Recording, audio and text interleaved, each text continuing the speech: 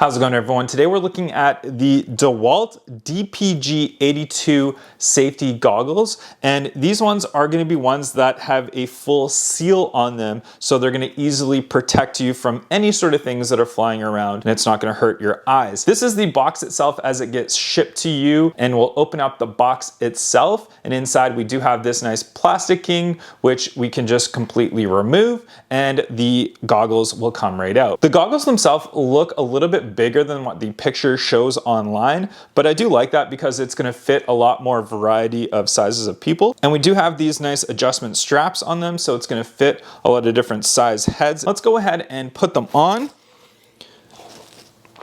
And they do fit very nicely. They're comfortable because of the rubber that goes around. It's actually quite soft feeling.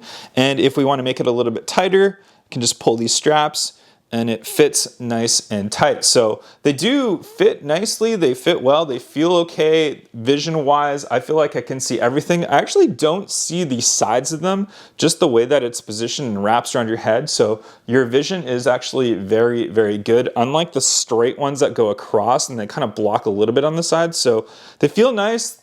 I can see everything, really good quality. I'm very happy with these safety goggles. I can safely say that I do recommend them.